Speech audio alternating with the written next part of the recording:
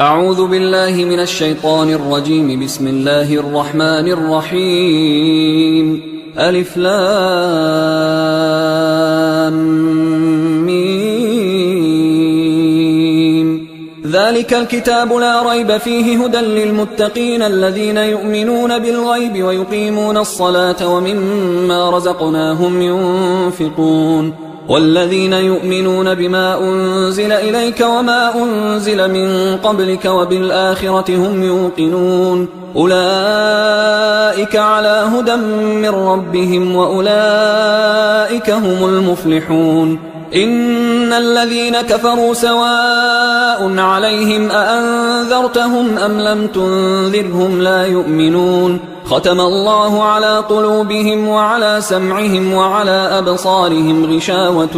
ولهم عذاب عظيم. ومن الناس من يقول آمنا بالله وباليوم الآخر وما هم بمؤمنين يخادعون الله والذين آمنوا وما يخدعون إلا أنفسهم وما يشعرون. في قلوبهم مرض فزادهم الله مرضا ولهم عذاب أليم بما كانوا يكذبون. وإذا قيل لهم لا تفسدوا في الأرض قالوا إنما نحن مصلحون ألا إنهم هم المفسدون ولكن لا يشعرون. وإذا قيل لهم آمنوا كما آمن الناس قالوا أنؤمن كما آمن السفهاء ألا إنهم هم السفهاء ولكن لا يعلمون. وإذا لقوا الذين آمنوا قالوا آمنا وإذا خلوا إلى شياطينهم قالوا إنا معكم إنما نحن مستهزئون. الله يستهزئ بهم ويمدهم في طغيانهم يعمهون. أولئك الذين اشتروا الضلالة بالهدى فما ربحت تجارتهم وما كانوا مهتدين. مثلهم كمثل الذي استوقد نارا فلما أضاءت ما حوله ذهب الله بنورهم وتركهم في ظلمات لا يبصرون. صم بكم عمي فهم لا يرجعون. أو كصيب من السماء فيه ظلمات ورعد وبرق يجعلون أصابعهم في آذانهم من الصواعق حذر الموت والله محيط بالكافرين. يكاد البرق يخطف أبصارهم كلما أضاء لهم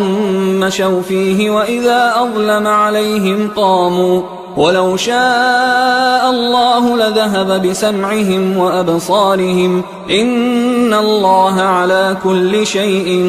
قدير. يا أيها الناس اعبدوا ربكم الذي خلقكم والذين من قبلكم لعلكم تتقون الذي جعل لكم الأرض فراشا والسماء بناء وأنزل من السماء ماء فأخرج به من الثمرات رزقا لكم فلا تجعلوا لله أندادا وأنتم تعلمون. وإن كنتم في ريب مما نزلنا على عبدنا فأتوا بسورة من مثله وادعوا شهداءكم من دون الله إن كنتم صادقين فإن لم تفعلوا ولن تفعلوا فاتقوا النار التي وقودها الناس والحجارة أعدت للكافرين. وبشر الذين آمنوا وعملوا الصالحات أن لهم جنات تجري من تحتها الأنهار كلما رزقوا منها من ثمرة رزقا قالوا هذا الذي رزقنا من قبل وأتوا به متشابها ولهم فيها أزواج مطهرة وهم فيها خالدون. إن الله لا يستحيي أن يضرب مثلا ما بعوضة فما فوقها فأما الذين آمنوا فيعلمون أنه الحق من ربهم وأما الذين كفروا فيقولون ماذا أراد الله بهذا مثلا يضل به كثيرا ويهدي به كثيرا وما يضل به إلا الفاسقين الذين ينقضون عهد الله من بعد ميثاقه ويقطعون ما أمر الله به أن يوصل ويفسدون في الأرض أولئك هم الخاسرون. كيف تكفرون بالله وكنتم أمواتا فأحياكم ثم يميتكم ثم يحييكم ثم إليه ترجعون. هو الذي خلق لكم ما في الأرض جميعا ثم استوى إلى السماء فسواهن 7 سماوات وهو بكل شيء عليم. وإذ قال ربك للملائكة إني جاعل في الأرض خليفة قالوا أتجعل فيها من يفسد فيها ويسفك الدماء ونحن نسبح بحمدك ونقدس لك قال إني أعلم ما لا تعلمون. وعلم آدم الأسماء كلها ثم عرضهم على الملائكة فقال أنبئوني بأسماء هؤلاء إن كنتم صادقين. قالوا سبحانك لا علم لنا إلا ما علمتنا إنك أنت العليم الحكيم. قال يا آدم أنبئهم بأسمائهم فلما أنبأهم بأسمائهم قال ألم أقل لكم إني أعلم غيب السماوات والأرض وأعلم ما تبدون وما كنتم تكتمون. وإذ قلنا للملائكة اسجدوا لآدم فسجدوا إلا إبليس أبى واستكبر وكان من الكافرين. وقلنا يا آدم اسكن أنت وزوجك الجنة وكلا منها رغدا حيث شئتما ولا تقربا هذه الشجرة فتكونا من الظالمين. فأزلهما الشيطان عنها فأخرجهما مما كانا فيه وقلنا اهبطوا بعضكم لبعض عدو ولكم في الأرض مستقر ومتاع إلى حين. فتلقى آدم من ربه كلمات فتاب عليه إنه هو التواب الرحيم. قلنا اهبطوا منها جميعا فإما يأتينكم مني هدى فمن تبع هداي فلا خوف عليهم ولا هم يحزنون. والذين كفروا وكذبوا بآياتنا أولئك أصحاب النار هم فيها خالدون. يا بني إسرائيل اذكروا نعمتي التي أنعمت عليكم وأوفوا بعهدي أوف بعهدكم وإياي فارهبون. وآمنوا بما أنزلت مصدقا لما معكم ولا تكونوا أول كافر به ولا تشتروا بآياتي ثمنا قليلا وإياي فاتقون. ولا تلبسوا الحق بالباطل وتكتموا الحق وأنتم تعلمون. وأقيموا الصلاة وآتوا الزكاة واركعوا مع الراكعين. أتأمرون الناس بالبر وتنسون أنفسكم وأنتم تتلون الكتاب أفلا تعقلون. واستعينوا بالصبر والصلاة وإنها لكبيرة إلا على الخاشعين الذين يظنون أنهم ملاقو ربهم وأنهم إليه راجعون. يا بني إسرائيل اذكروا نعمتي التي أنعمت عليكم وأني فضلتكم على العالمين. واتقوا يوما لا تجزي نفس عن نفس شيئا ولا يقبل منها شفاعة ولا يؤخذ منها عدل ولا هم ينصرون. وإذ نجيناكم من آل فرعون يسومونكم سوء العذاب يذبحون أبناءكم ويستحيون نساءكم وفي ذلكم بلاء من ربكم عظيم. وإذ فرقنا بكم البحر فأنجيناكم وأغرقنا آل فرعون وأنتم تنظرون. وإذ واعدنا موسى 40 ليلة ثم اتخذتم العجل من بعده وأنتم ظالمون. ثم عفونا عنكم من بعد ذلك لعلكم تشكرون وإذ آتينا موسى الكتاب والفرقان لعلكم تهتدون وإذ قال موسى لقومه يا قوم إنكم ظلمتم أنفسكم باتخاذكم العجل فتوبوا إلى بارئكم فاقتلوا أنفسكم ذلكم خير لكم عند بارئكم فتاب عليكم إنه هو التواب الرحيم وإذ قلتم يا موسى لن نؤمن لك حتى نرى الله جهرة فأخذتكم الصاعقة وأنتم تنظرون ثم بعثناكم من بعد موتكم لعلكم تشكرون وظللنا عليكم الغمام وأنزلنا عليكم المن والسلوى كلوا من طيبات ما رزقناكم وما ظلمونا ولكن كانوا أنفسهم يظلمون وإذ قلنا ادخلوا هذه القرية فكلوا منها حيث شئتم رغدا وادخلوا الباب سجدا وقولوا حطة نغفر لكم خطاياكم وسنزيد المحسنين فبدل الذين ظلموا قولا غير الذي قيل لهم فأنزلنا على الذين ظلموا رجزا من السماء بما كانوا يفسقون وإذ استسقى موسى لقومه فقلنا اضرب بعصاك الحجر فانفجرت منه 12 عينا قد علم كل أناس مشربهم كلوا واشربوا من رزق الله ولا تعثوا في الأرض مفسدين وإذ قلتم يا موسى لن نصبر على طعام واحد فادع لنا ربك يخرج لنا مما تنبت الأرض من بقلها وقثائها وفومها وعدسها وبصلها قال أتستبدلون الذي هو أدنى بالذي هو خير اهبطوا مصرا فإن لكم ما سألتم وضربت عليهم الذلة والمسكنة وباءوا بغضب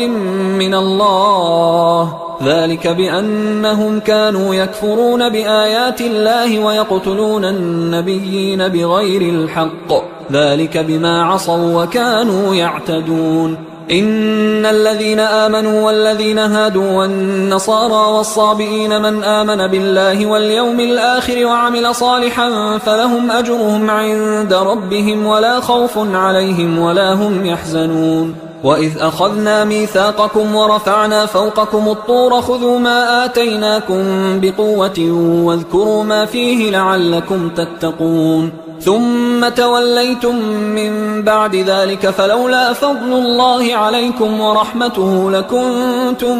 من الخاسرين ولقد علمتم الذين اعتدوا منكم في السبت فقلنا لهم كونوا قردة خاسئين فجعلناها نكالا لما بين يديها وما خلفها وموعظة للمتقين وإذ قال موسى لقومه إن الله يأمركم أن تذبحوا بقرة قالوا أتتخذنا هزوا قال أعوذ بالله أن أكون من الجاهلين قالوا ادع لنا ربك يبين لنا ما هي قال إنه يقول إنها بقرة لا فارض ولا بكر عوان بين ذلك فافعلوا ما تؤمرون قالوا ادع لنا ربك يبين لنا ما لونها قال إنه يقول إنها بقرة صفراء فاقع لونها تسر الناظرين قالوا ادع لنا ربك يبين لنا ما هي إن البقرة شابه علينا وإنا إن شاء الله لمهتدون قال إنه يقول إنها بقرة لا ذلول تثير الأرض ولا تسقي الحرث مسلمة لا شية فيها قالوا الآن جئت بالحق فذبحوها وما كادوا يفعلون وإذ قتلتم نفسا فادارأتم فيها والله مخرج ما كنتم تكتمون فقلنا اضربوه ببعضها كذلك يحيي الله الموتى ويريكم آياته لعلكم تعقلون ثم قست قلوبكم من بعد ذلك فهي كالحجارة أو أشد قسوة وإن من الحجارة لما يتفجر منه الأنهار وإن منها لما يشقق فيخرج منه الماء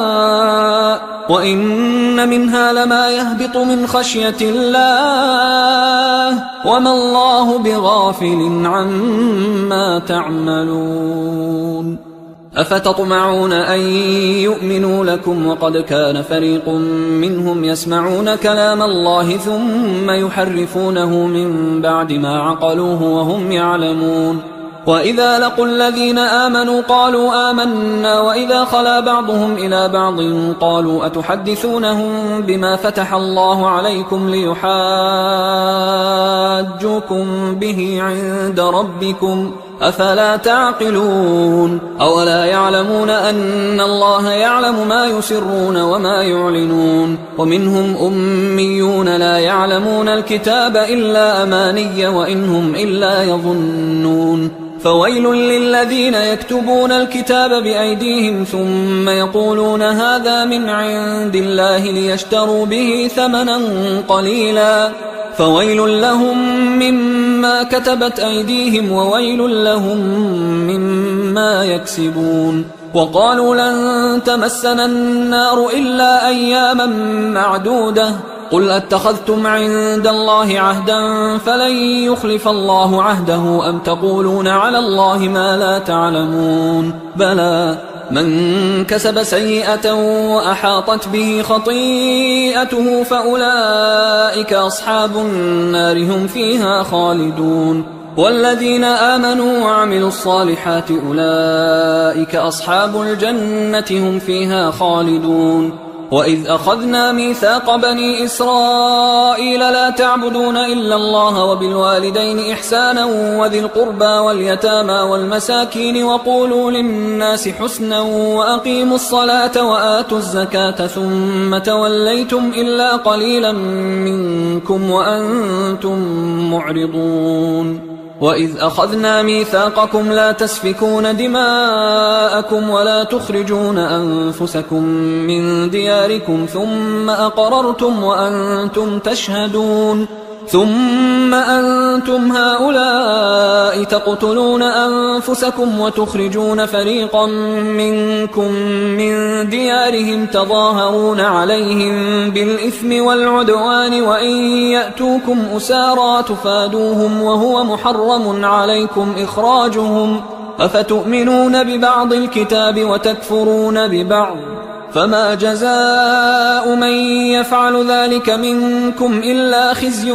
في الحياة الدنيا ويوم القيامة يردون إلى أشد العذاب وما الله بغافل عما تعملون. أولئك الذين اشتروا الحياة الدنيا بالآخرة فلا يخفف عنهم العذاب ولا هم ينصرون. ولقد آتينا موسى الكتاب وقفينا من بعده بالرسل وآتينا عيسى ابن مريم البينات وأيدناه بروح القدس أفكلما جاءكم رسول بما لا تهوى أنفسكم استكبرتم ففريقا كذبتم وفريقا تقتلون. وقالوا قلوبنا غلف بل لعنهم الله بكفرهم فقليلا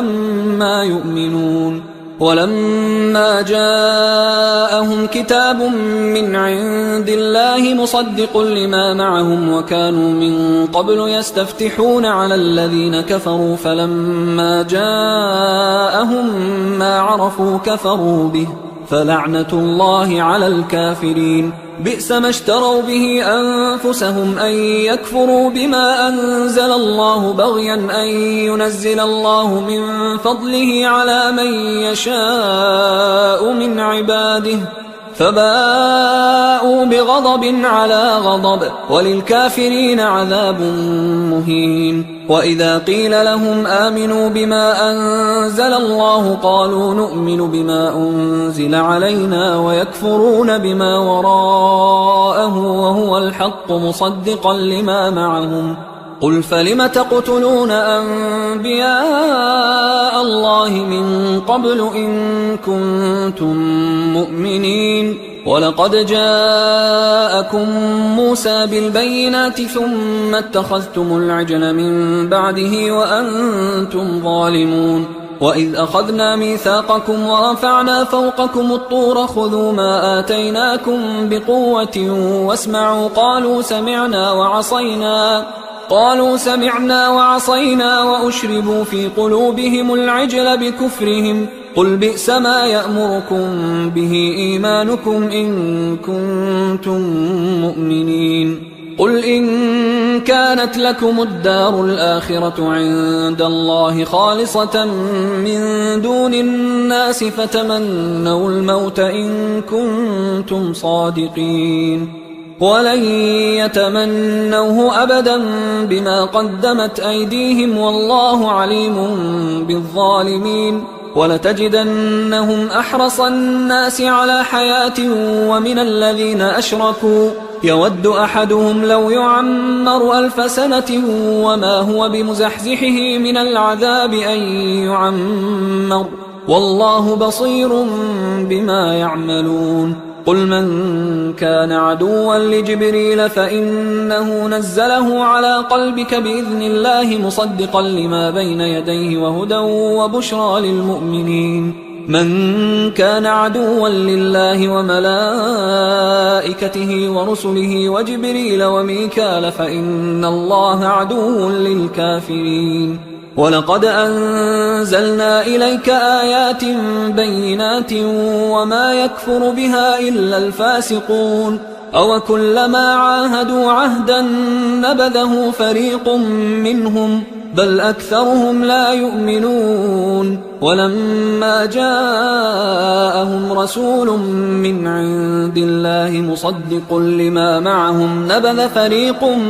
من الذين أوتوا الكتاب كتاب الله وراء ظهورهم كأنهم لا يعلمون واتبعوا ما تتلو الشياطين على ملك سليمان وما كفر سليمان ولكن الشياطين كفروا يعلمون الناس السحر وما أنزل على الملكين ببابل هاروت وماروت وما يعلمان من أحد حتى يقولا إنما نحن فتنة فلا تكفر فيتعلمون منهما ما يفرقون به بين المرء وزوجه وما هم بضارين به من أحد إلا بإذن الله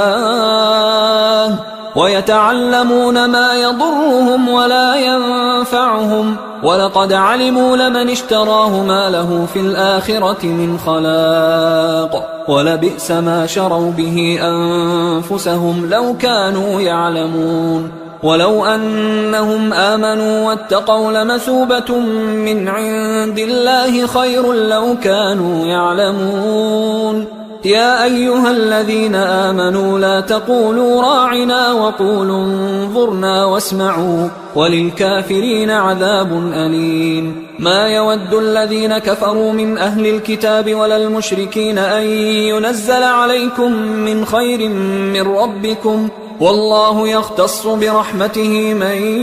يشاء والله ذو الفضل العظيم ما ننسخ من آية أو ننسها نأت بخير منها أو مثلها ألم تعلم أن الله على كل شيء قدير ألم تعلم أن الله له ملك السماوات والأرض وما لكم من دون الله من ولي ولا نصير أم تريدون أن تسألوا رسولكم كما سئل موسى من قبل ومن يتبدل الكفر بالإيمان فقد ضل سواء السبيل ود كثير من أهل الكتاب لو يردونكم من بعد إيمانكم كفارا حسدا من عند أنفسهم من بعد ما تبين لهم الحق فاعفوا واصفحوا حتى يأتي الله بأمره إن الله على كل شيء قدير وأقيموا الصلاة وآتوا الزكاة وما تقدموا لأنفسكم من خير تجدوه عند الله إن الله بما تعملون بصير وقالوا لن يدخل الجنة إلا من كان هودا أو نصارى تلك أمانيهم قل هاتوا برهانكم إن كنتم صادقين بلى من أسلم وجهه لله وهو محسن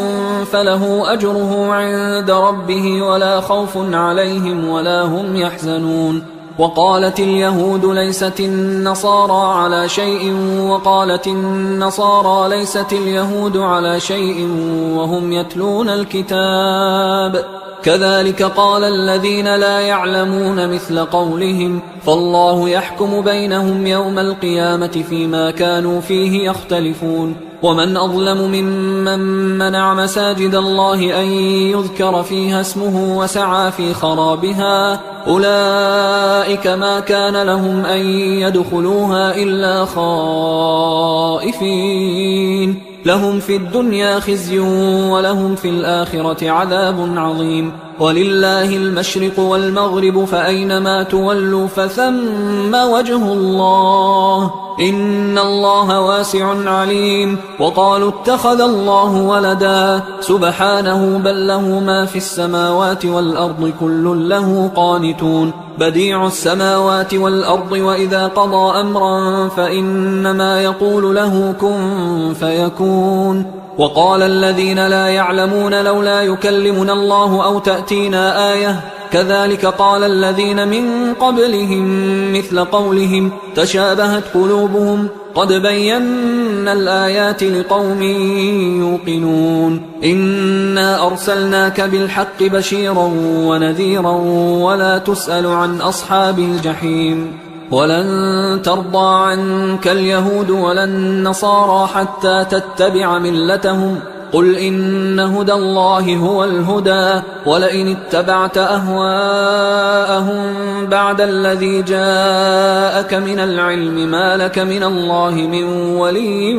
ولا نصير الذين آتيناهم الكتاب يتلونه حق تلاوته أولئك يؤمنون به ومن يكفر به فأولئك هم الخاسرون يا بني إسرائيل اذكروا نعمتي التي أنعمت عليكم وأني فضلتكم على العالمين واتقوا يوما لا تجزي نفس عن نفس شيئا ولا يقبل منها عدل ولا تنفعها شفاعة ولا هم ينصرون وإذ ابتلى إبراهيم ربه بكلمات فأتمهن قال إني جاعلك للناس إماما قال ومن ذريتي قال لا ينال عهد الظالمين وإذ جعلنا البيت مثابة للناس وأمنا واتخذوا من مقام إبراهيم مصلى وعهدنا إلى إبراهيم وإسماعيل أن طهرا بيتي للطائفين والعاكفين والركع السجود وإذ قال إبراهيم رب اجعل هذا بلدا آمنا وارزق أهله من الثمرات من آمن منهم بالله واليوم الآخر قال ومن كفر فأمتعه قليلا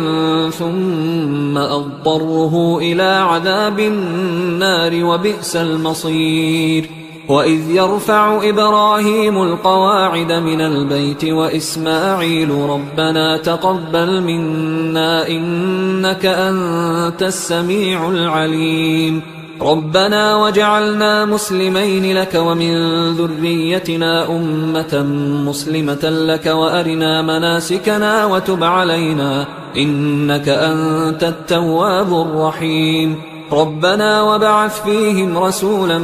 منهم يتلو عليهم آياتك ويعلمهم الكتاب والحكمة ويزكيهم إنك أنت العزيز الحكيم ومن يرغب عن ملة إبراهيم إلا من سفه نفسه ولقد اصطفيناه في الدنيا وإنه في الآخرة لمن الصالحين إذ قال له ربه أسلم قال أسلمت لرب العالمين. ووصى بها إبراهيم بنيه ويعقوب يا بني إن الله اصطفى لكم الدين فلا تموتن إلا وأنتم مسلمون. أم كنتم شهداء إذ حضر يعقوب الموت إذ قال لبنيه ما تعبدون من بعدي قالوا نعبد إلهك وإله آبائك إبراهيم وإسماعيل وإسحاق إلها واحدا ونحن له مسلمون. تلك أمة قد خلت لها ما كسبت ولكم ما كسبتم ولا تسألون عما كانوا يعملون. وقالوا كونوا هودا أو نصارى تهتدوا قل بل ملة إبراهيم حنيفا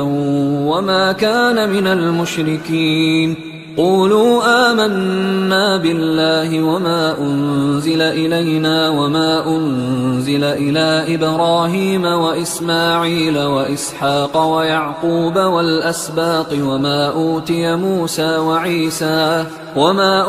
موسى وعيسى وما أوتي النبيون من ربهم لا نفرق بين أحد منهم ونحن له مسلمون. فإن آمنوا بمثل ما آمنتم به فقد اهتدوا وإن تولوا فإنما هم في شقاق فسيكفيكهم الله وهو السميع العليم. صبغة الله ومن أحسن من الله صبغة ونحن له عابدون. قل أتحاجوننا في الله وهو ربنا وربكم ولنا أعمالنا ولكم أعمالكم ونحن له مخلصون. أم تقولون إن إبراهيم وإسماعيل وإسحاق ويعقوب والأسباط كانوا هودا أو نصارى قل أأنتم أعلم أم الله ومن أظلم ممن كتم شهادة عنده من الله وما الله بغافل عما تعملون. تلك أمة قد خلت لها ما كسبت ولكم ما كسبتم ولا تسألون عما كانوا يعملون. سيقول السفهاء من الناس ما ولاهم عن قبلتهم التي كانوا عليها قل لله المشرق والمغرب يهدي من يشاء إلى صراط مستقيم. وكذلك جعلناكم أمة وسطا لتكونوا شهداء على الناس ويكون الرسول عليكم شهيدا. وما جعلنا القبلة التي كنت عليها إلا لنعلم من يتبع الرسول ممن ينقلب على عقبيه وإن كانت لكبيرة إلا على الذين هدى الله وما كان الله ليضيع إيمانكم إن الله بالناس لرؤوف رحيم. قد نرى تقلب وجهك في السماء فلنولينك قبلة ترضاها فول وجهك شطر المسجد الحرام وحيث ما كنتم فولوا وجوهكم شطره وإن الذين أوتوا الكتاب ليعلمون أنه الحق من ربهم وما الله بغافل عما يعملون. ولئن أتيت الذين أوتوا الكتاب بكل آية ما تبعوا قبلتك وما أنت بتابع قبلتهم وما بعضهم بتابع قبلة بعض ولئن اتبعت أهواءهم من بعد ما جاءك من العلم إنك إذا لمن الظالمين. الذين آتيناهم الكتاب يعرفونه كما يعرفون أبناءهم وإن فريقا منهم ليكتمون الحق وهم يعلمون الحق من ربك فلا تكونن من الممترين ولكل وجهة هو موليها فاستبقوا الخيرات أينما تكونوا يأت بكم الله جميعا إن الله على كل شيء قدير ومن حيث خرجت فول وجهك شطر المسجد الحرام وإنه للحق من ربك وما الله بغافل عما تعملون ومن حيث خرجت فول وجهك شطر المسجد الحرام وحيث ما كنتم فولوا وجوهكم شطره لئلا يكون للناس عليكم حجة إلا الذين ظلموا منهم فلا تخشوهم واخشوني ولأتم نعمتي عليكم ولعلكم تهتدون كما أرسلنا فيكم رسولا منكم يتلو عليكم آياتنا ويزكيكم ويعلمكم الكتاب والحكمة ويعلمكم ما لم تكونوا تعلمون فاذكروني أذكركم واشكروا لي ولا تكفرون يا أيها الذين آمنوا استعينوا بالصبر والصلاة إن الله مع الصابرين ولا تقولوا لمن يقتل في سبيل الله أموات بل أحياء ولكن لا تشعرون ولنبلونكم بشيء من الخوف والجوع ونقص من الأموال والأنفس والثمرات وبشر الصابرين الذين إذا أصابتهم مصيبة قالوا إنا لله وإنا إليه راجعون أولئك عليهم صلوات من ربهم ورحمة وأولئك هم المهتدون إن الصفا والمروة من شعائر الله فمن حج البيت أو اعتمر فلا جناح عليه أن يطوف بهما ومن تطوع خيرا فإن الله شاكر عليم إن الذين يكتمون ما أنزلنا من البينات والهدى من بعد ما بيناه للناس في الكتاب أولئك يلعنهم الله ويلعنهم اللاعنون إلا الذين تابوا وأصلحوا وبينوا فأولئك أتوب عليهم وأنا التواب الرحيم إن الذين كفروا وماتوا وهم كفار أولئك عليهم لعنة الله والملائكة والناس أجمعين خالدين فيها لا يخفف عنهم العذاب ولا هم ينظرون وإلهكم إله واحد لا إله إلا هو الرحمن الرحيم إن في خلق السماوات والأرض واختلاف الليل والنهار والفلك التي تجري في البحر بما ينفع الناس وما أنزل الله من السماء من ماء فأحيا به الأرض بعد موتها وبث فيها من كل دابة وتصريف الرياح والسحاب المسخر بين السماء والأرض لآيات لقوم يعقلون ومن الناس من يتخذ من دون الله أندادا يحبونهم كحب الله والذين آمنوا أشد حبا لله ولو يرى الذين ظلموا إذ يرون العذاب أن القوة لله جميعا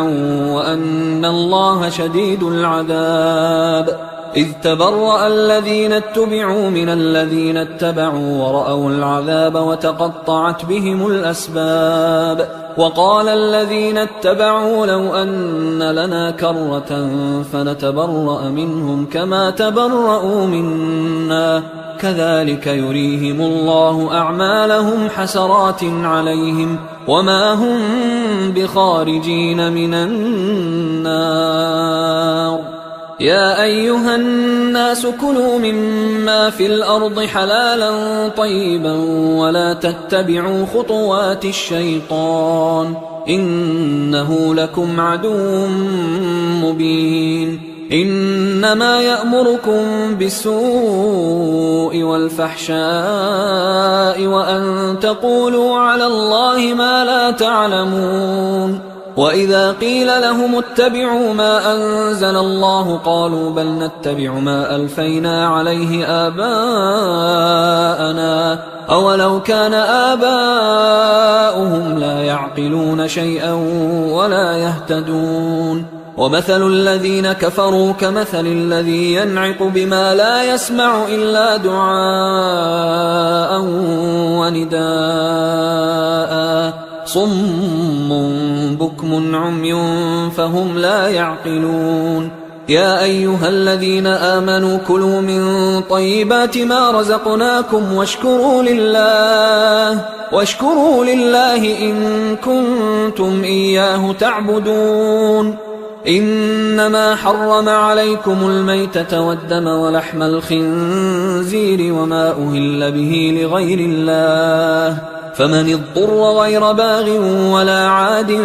فلا إثم عليه إن الله غفور رحيم. إن الذين يكتمون ما أنزل الله من الكتاب ويشترون به ثمنا قليلا أولئك ما يأكلون في بطونهم إلا النار ولا يكلمهم الله يوم القيامة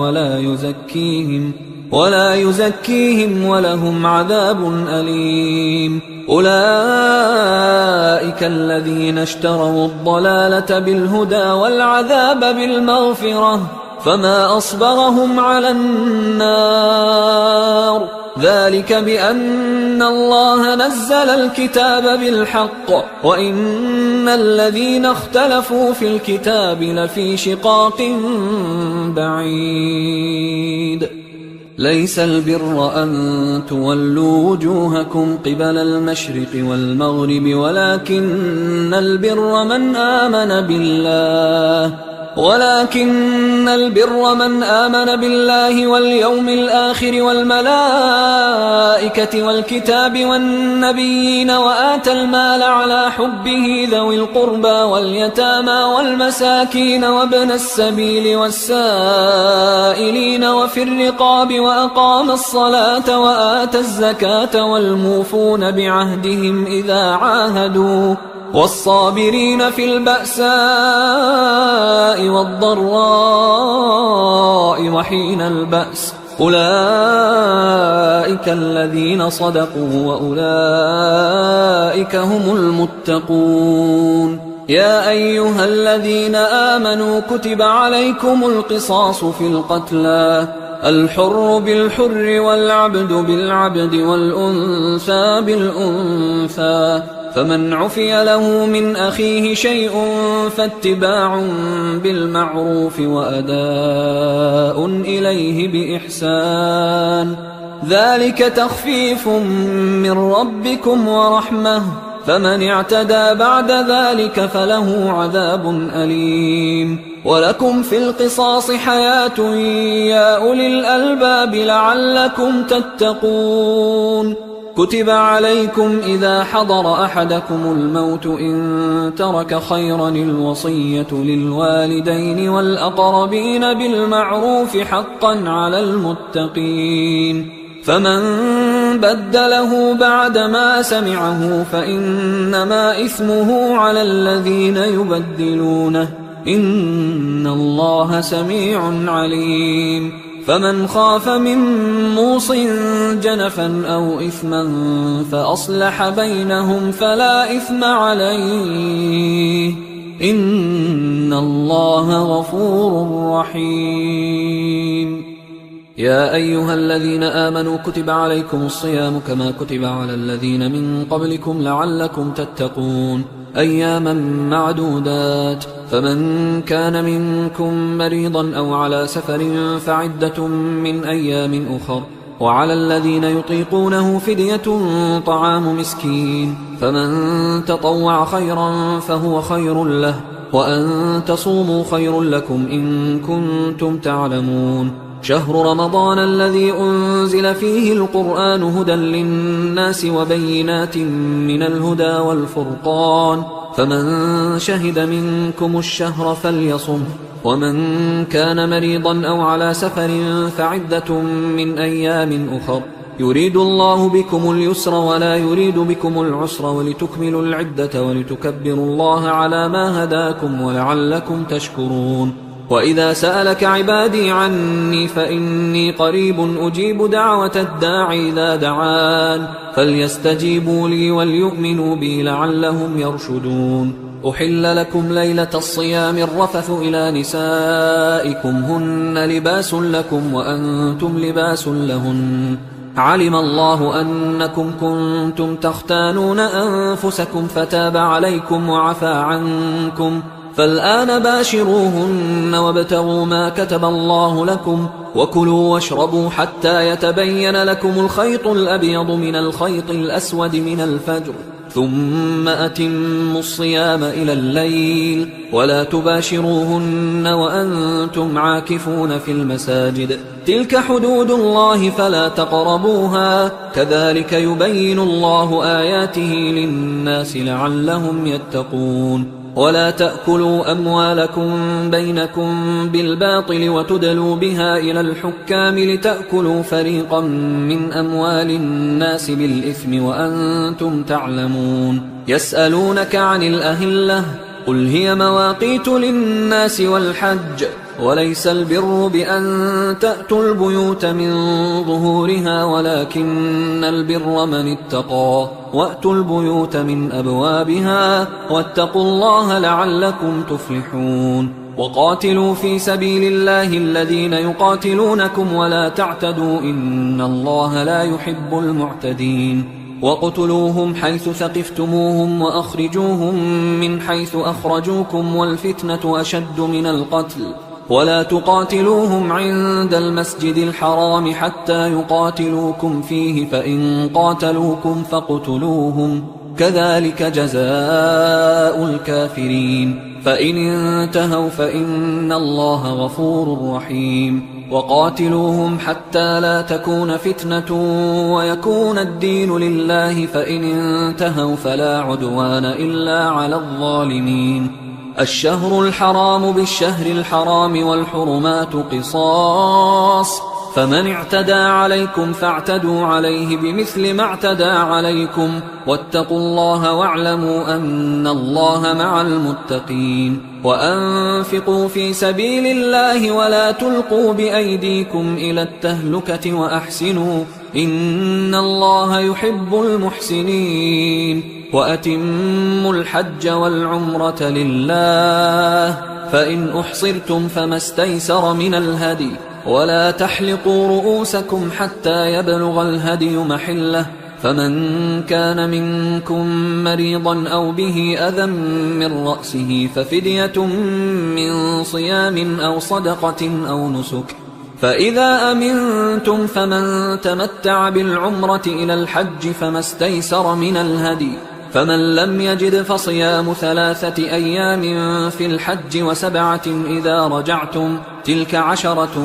كاملة، ذلك لمن لم يكن أهله حاضر المسجد الحرام. واتقوا الله واعلموا أن الله شديد العقاب. الحج أشهر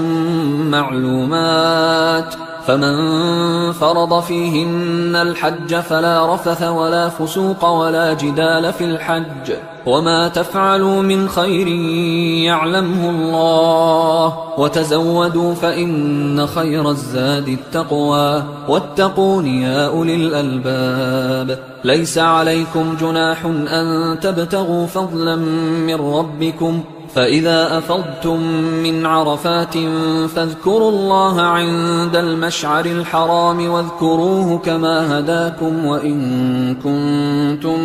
من قبله لمن الضالين ثم أفيضوا من حيث أفاض الناس واستغفروا الله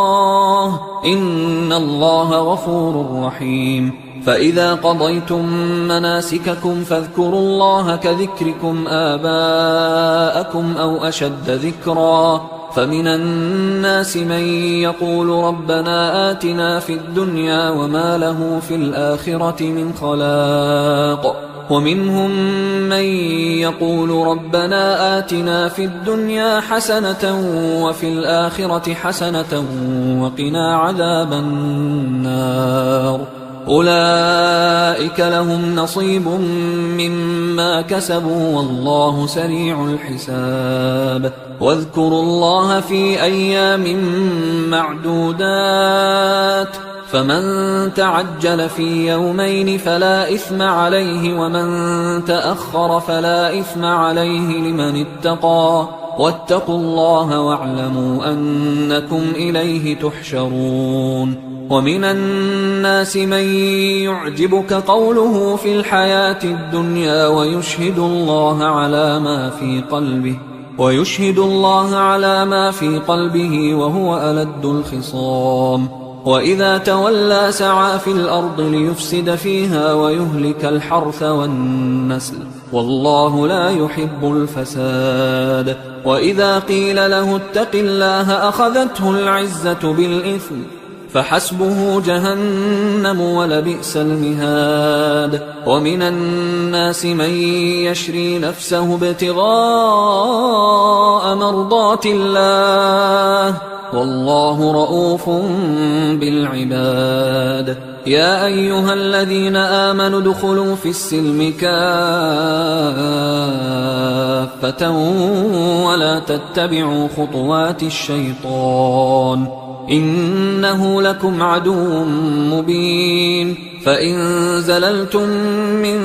بعد ما جاءتكم البينات فاعلموا أن الله عزيز حكيم هل ينظرون إلا أن يأتيهم الله في ظلل من الغمام والملائكة وقضي الأمر وإلى الله ترجع الأمور سل بني إسرائيل كم آتيناهم من آية بينة ومن يبدل نعمة الله من بعد ما جاءته فإن الله شديد العقاب زين للذين كفروا الحياة الدنيا ويسخرون من الذين آمنوا والذين اتقوا فوقهم يوم القيامة والله يرزق من يشاء بغير حساب كان الناس أمة واحدة فبعث الله النبيين مبشرين ومنذرين وأنزل معهم الكتاب بالحق ليحكم بين الناس فيما اختلفوا فيه وما اختلف فيه إلا الذين أوتوه من بعد ما جاءتهم البينات بغيا بينهم فهدى الله الذين آمنوا لما اختلفوا فيه من الحق بإذنه والله يهدي من يشاء إلى صراط مستقيم أم حسبتم أن تدخلوا الجنة ولما يأتكم مثل الذين خلوا من قبلكم مستهم البأساء والضراء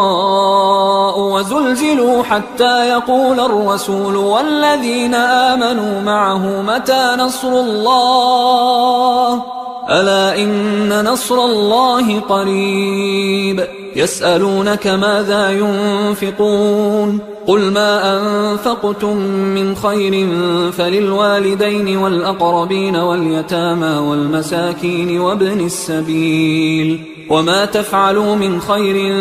فإن الله به عليم كتب عليكم القتال وهو كره لكم وعسى أن تكرهوا شيئا وهو خير لكم وعسى أن تحبوا شيئا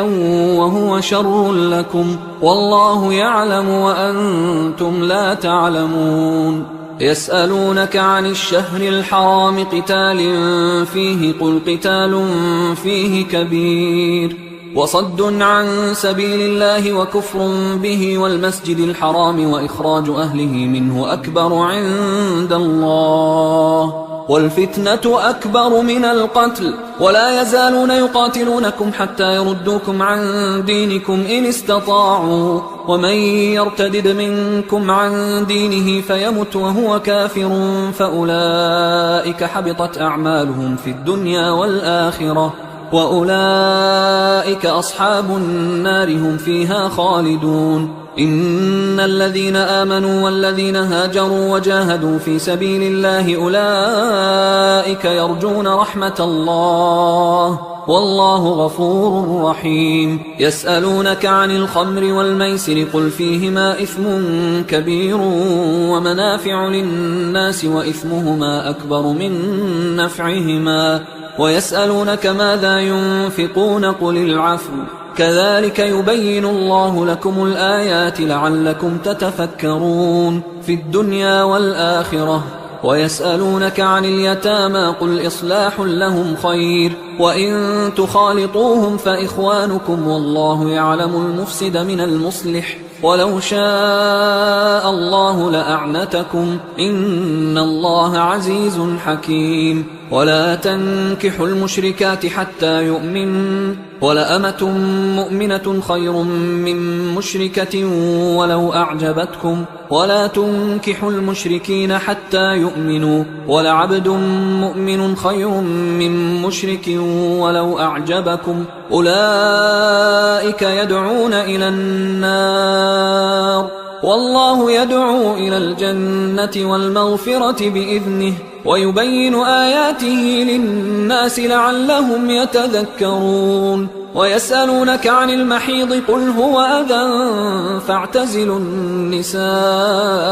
في المحيض ولا تقربوهن حتى يطهرن فإذا تطهرن فأتوهن من حيث أمركم الله إن الله يحب التوابين ويحب المتطهرين نساؤكم حرث لكم فأتوا حرثكم أنى شئتم وقدموا لأنفسكم واتقوا الله واعلموا أنكم ملاقوه وبشر المؤمنين ولا تجعلوا الله عرضة لأيمانكم أن تبروا وتتقوا وتصلحوا بين الناس والله سميع عليم لا يؤاخذكم الله باللغو في أيمانكم ولكن يؤاخذكم بما كسبت قلوبكم والله غفور حليم للذين يؤلون من نسائهم تربص 4 أشهر فإن فاءوا فإن الله غفور رحيم وإن عزموا الطلاق فإن الله سميع عليم والمطلقات يتربصن بأنفسهن 3 قروء ولا يحل لهن أن يكتمن ما خلق الله في أرحامهن إن كن يؤمن بالله واليوم الآخر وبعولتهن أحق بردهن في ذلك إن أرادوا إصلاحا ولهن مثل الذي عليهن بالمعروف وللرجال عليهن درجة والله عزيز حكيم الطلاق 2 فإمساك بمعروف أو تسريح بإحسان ولا يحل لكم أن تأخذوا مما آتيتموهن شيئا إلا أن يخافا ألا يقيما حدود الله فإن خفتم ألا يقيما حدود الله فلا جناح عليهما فيما افتدت به، تلك حدود الله فلا تعتدوها، ومن يتعد حدود الله فأولئك هم الظالمون. فإن طلقها فلا تحل له من بعد حتى تنكح زوجا غيره، فإن طلقها فلا جناح عليهما أن يتراجعا إن ظنا أن يقيما حدود الله، وتلك حدود الله يبينها لقوم يعلمون. وإذا طلقتم النساء فبلغن أجلهن فأمسكوهن بمعروف أو سرحوهن بمعروف، ولا تمسكوهن ضرارا لتعتدوا، ومن يفعل ذلك فقد ظلم نفسه. ولا تتخذوا آيات الله هزوا، واذكروا نعمة الله عليكم وما أنزل عليكم من الكتاب والحكمة يعظكم به، واتقوا الله واعلموا أن الله بكل شيء عليم. وإذا طلقتم النساء فبلغن أجلهن فلا تعضلوهن أن ينكحن أزواجهن إذا تراضوا بينهم بالمعروف، ذلك يوعظ به من كان منكم يؤمن بالله واليوم الآخر، ذلكم أزكى لكم وأطهر، والله يعلم وأنتم لا تعلمون. والوالدات يرضعن أولادهن حولين كاملين لمن أراد أن يتم الرضاعة، وعلى المولود له رزقهن وكسوتهن بالمعروف، لا تكلف نفس إلا وسعها، لا تضار والدة بولدها ولا مولود له بولده، وعلى الوارث مثل ذلك، فإن أرادا فصالا عن تراض منهما وتشاور فلا جناح عليهما. وإن أردتم أن تسترضعوا أولادكم فلا جناح عليكم إذا سلمتم ما آتيتم بالمعروف، واتقوا الله واعلموا أن الله بما تعملون بصير. والذين يتوفون منكم ويذرون أزواجا يتربصن بأنفسهن 4 أشهر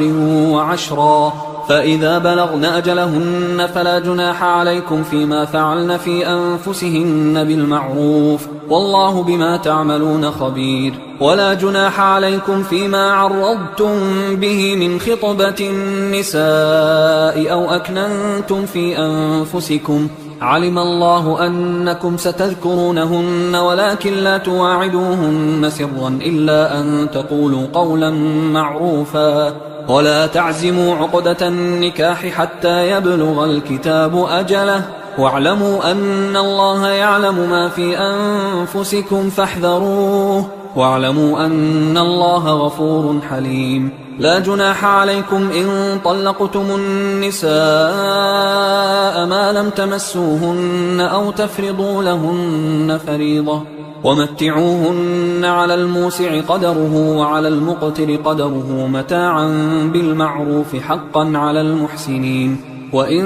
طلقتموهن من قبل أن تمسوهن وقد فرضتم لهن فريضة فنصف ما فرضتم إلا أن يعفون أو يعفو الذي بيده عقدة النكاح، وأن تعفوا أقرب للتقوى، ولا تنسوا الفضل بينكم، إن الله بما تعملون بصير. حافظوا على الصلوات والصلاة الوسطى وقوموا لله قانتين، فإن خفتم فرجالا أو ركبانا، فإذا أمنتم فاذكروا الله كما علمكم ما لم تكونوا تعلمون. والذين يتوفون منكم ويذرون أزواجا وصية لأزواجهم متاعا إلى الحول غير إخراج، فإن خرجن فلا جناح عليكم فيما فعلن في أنفسهن من معروف، والله عزيز حكيم. وللمطلقات متاع بالمعروف حقا على المتقين، كذلك يبين الله لكم آياته لعلكم تعقلون. ألم تر إلى الذين خرجوا من ديارهم وهم ألوف حذر الموت فقال لهم الله موتوا ثم أحياهم إن الله لذو فضل على الناس ولكن أكثر الناس لا يشكرون وقاتلوا في سبيل الله واعلموا أن الله سميع عليم من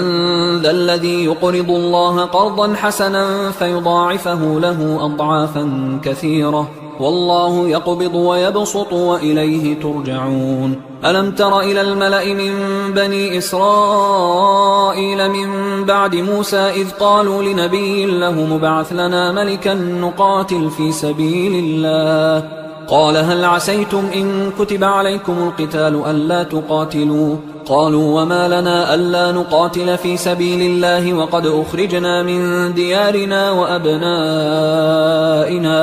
فلما كتب عليهم القتال تولوا إلا قليلا منهم والله عليم بالظالمين وقال لهم نبيهم إن الله قد بعث لكم طالوت ملكا قالوا أنى يكون له الملك علينا ونحن أحق بالملك منه ولم يؤت سعة من المال قال إن الله اصطفاه عليكم وزاده بسطة في العلم والجسم والله يؤتي ملكه من يشاء والله واسع عليم وقال لهم نبيهم إن آية ملكه أن يأتيكم التابوت فيه سكينة من ربكم وبقية مما ترك آل موسى وآل هارون تحمله الملائكة إن في ذلك لآية لكم إن كنتم مؤمنين فلما فصل طالوت بالجنود قال إن الله مبتليكم بنهر فمن شرب منه فليس مني ومن لم يطعمه فإنه مني إلا من اغترف غرفة بيده فشربوا منه إلا قليلا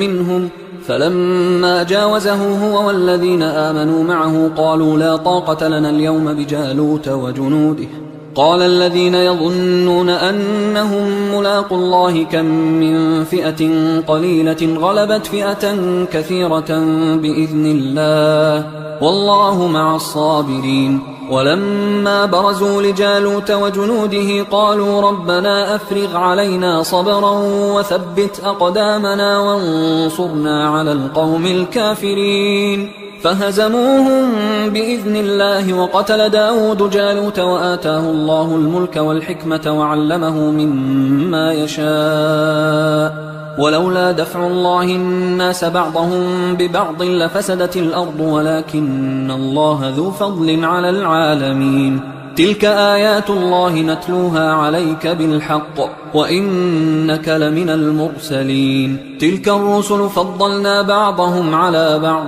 منهم من كلم الله ورفع بعضهم درجات وآتينا عيسى ابن مريم البينات وأيدناه بروح القدس ولو شاء الله ما اقتتل الذين من بعدهم من بعد ما جاءتهم البينات ولكن اختلفوا فمنهم من آمن ومنهم من كفر ولو شاء الله ما اقتتلوا ولكن الله يفعل ما يريد يا أيها الذين آمنوا أنفقوا مما رزقناكم من قبل أن يأتي يوم لا بيع فيه ولا خلة ولا شفاعة والكافرون هم الظالمون الله لا إله إلا هو الحي القيوم لا تأخذه سنة ولا نوم له ما في السماوات وما في الأرض من ذا الذي يشفع عنده إلا بإذنه يعلم ما بين أيديهم وما خلفهم ولا يحيطون بشيء من علمه إلا بما شاء وسع كرسيه السماوات والأرض ولا يؤوده حفظهما وهو العلي العظيم لا إكراه في الدين قد تبين الرشد من الغي فمن يكفر بالطاغوت ويؤمن بالله فقد استمسك بالعروة الوثقى لا انفصام لها والله سميع عليم الله ولي الذين آمنوا يخرجهم من الظلمات إلى النور والذين كفروا أولياؤهم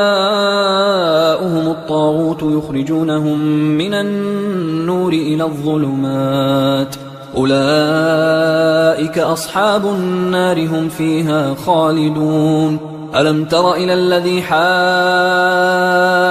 إبراهيم في ربه أن آتاه الله الملك إذ قال إبراهيم ربي الذي يحيي ويميت قال أنا أحيي وأميت. قال إبراهيم فإن الله يأتي بالشمس من المشرق فأت بها من المغرب فبهت الذي كفر والله لا يهدي القوم الظالمين. أو كالذي مر على قرية وهي خاوية على عروشها قال أنى يحيي هذه الله بعد موتها فأماته الله 100 عام ثم بعثه قال كم لبثت؟ قال لبثت يوما أو بعض يوم. قال بل لبثت 100 عام فانظر إلى طعامك وشرابك لم يتسنه وانظر إلى حمارك ولنجعلك آية للناس وانظر إلى العظام كيف ننشزها ثم نكسوها لحما فلما تبين له قال أعلم أن الله على كل شيء قدير. وإذ قال إبراهيم رب أرني كيف تحيي الموتى قال أولم تؤمن قال بلى ولكن ليطمئن قلبي قال فخذ 4 من الطير فصرهن إليك ثم اجعل على كل جبل منهن جزءا ثم ادعهن يأتينك سعيا واعلم أن الله عزيز حكيم. مثل الذين ينفقون أموالهم في سبيل الله كمثل حبة أنبتت 7 سنابل في كل سنبلة 100 حبة والله يضاعف لمن يشاء والله واسع عليم. الذين ينفقون أموالهم في سبيل الله ثم لا يتبعون ما أنفقوا منا ولا أذى لهم أجرهم عند ربهم ولا خوف عليهم ولا هم يحزنون. قول معروف ومغفرة خير من صدقة يتبعها أذى والله غني حليم. يا أيها الذين آمنوا لا تبطلوا صدقاتكم بالمن والأذى كالذي ينفق ماله رئاء الناس ولا يؤمن بالله واليوم الآخر فمثله كمثل صفوان عليه تراب فأصابه وابل فتركه صلدا لا يقدرون على شيء مما كسبوا والله لا يهدي القوم الكافرين. ومثل الذين ينفقون أموالهم ابتغاء مرضات الله وتثبيتا من أنفسهم كمثل جنة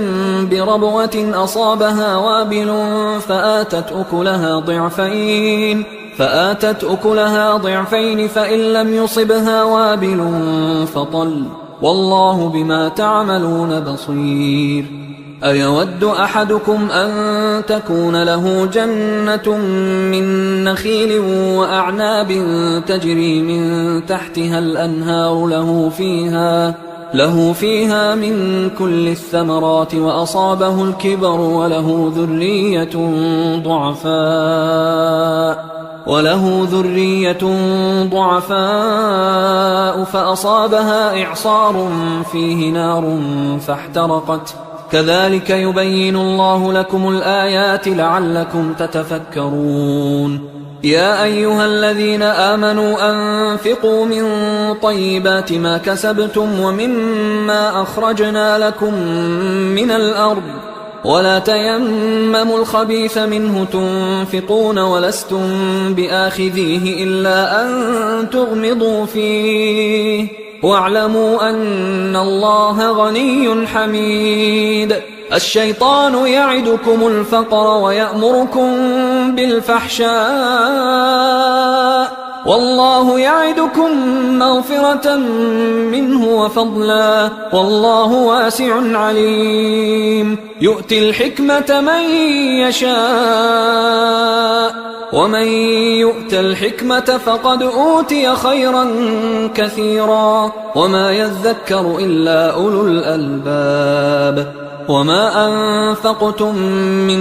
نفقة أو نذرتم من نذر فإن الله يعلمه وما للظالمين من أنصار إن تبدوا الصدقات فنعما هي وإن تخفوها وتؤتوها الفقراء فهو خير لكم ويكفر عنكم من سيئاتكم والله بما تعملون خبير ليس عليك هداهم ولكن الله يهدي من يشاء وما تنفقوا من خير فلأنفسكم وما تنفقون إلا ابتغاء وجه الله وما تنفقوا من خير يوفى إليكم وأنتم لا تظلمون للفقراء الذين أحصروا في سبيل الله لا يستطيعون ضربا في الأرض يحسبهم الجاهل أغنياء من التعفف تعرفهم بسيماهم لا يسألون الناس إلحافا وما تنفقوا من خير فإن الله به عليم الذين ينفقون أموالهم بالليل والنهار سرا وعلانية فلهم أجرهم عند ربهم ولا خوف عليهم ولا هم يحزنون الذين يأكلون الربا لا يقومون إلا كما يقوم الذي يتخبطه الشيطان من المس ذلك بأنهم قالوا إنما البيع مثل الربا وأحل الله البيع وحرم الربا فمن جاءه موعظة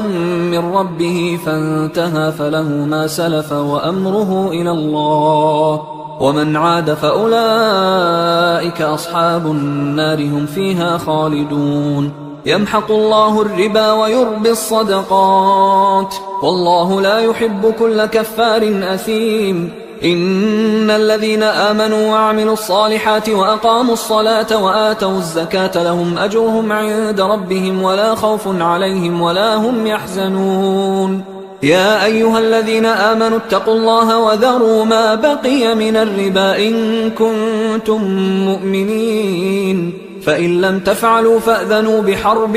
من الله ورسوله وإن تبتم فلكم رؤوس أموالكم لا تظلمون ولا تظلمون وإن كان ذو عسرة فنظرة إلى ميسرة وأن تصدقوا خير لكم إن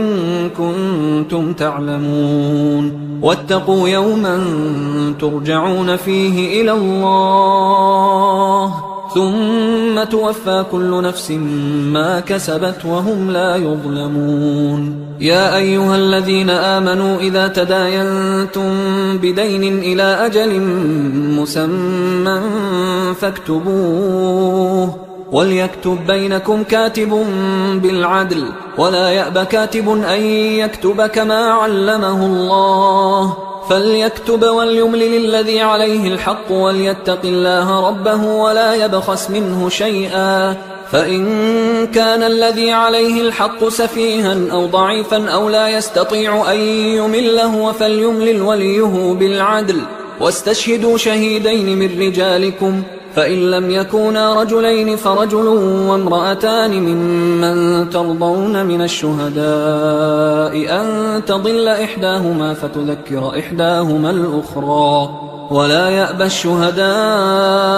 إذا ما دعوا ولا تسأموا أن تكتبوه صغيرا أو كبيرا إلى أجله ذلكم أقسط عند الله وأقوم للشهادة وأدنى أن لا ترتابوا إلا أن تكون تجارة حاضرة تديرونها بينكم فليس عليكم جناح ألا تكتبوها وأشهدوا إذا تبايعتم ولا يضار كاتب ولا شهيد وإن تفعلوا فإنه فسوق بكم واتقوا الله ويعلمكم الله والله بكل شيء عليم وإن كنتم على سفر ولم تجدوا كاتبا فرهان مقبوضة، فإن أمن بعضكم بعضا فليؤدي الذي اؤتمن أمانته وليتق الله ربه ولا تكتموا الشهادة، ومن يكتمها فإنه آثم قلبه والله بما تعملون عليم. لله ما في السماوات وما في الأرض، وإن تبدوا ما في أنفسكم أو تخفوه يحاسبكم به الله فيغفر لمن يشاء ويعذب من يشاء والله على كل شيء قدير. آمن الرسول بما أنزل إليه من ربه والمؤمنون كل آمن بالله وملائكته وكتبه ورسله لا نفرق بين أحد من رسله وقالوا سمعنا وأطعنا غفرانك ربنا وإليك المصير. لا يكلف الله نفسا إلا وسعها، لها ما كسبت وعليها ما اكتسبت. ربنا لا تؤاخذنا إن نسينا أو أخطأنا، ربنا ولا تحمل علينا إصرا كما حملته على الذين من قبلنا، ربنا ولا تحملنا ما لا طاقة لنا به واعف عنا واغفر لنا وارحمنا أنت مولانا فانصرنا على القوم الكافرين. حصريا على قارئ القرآن.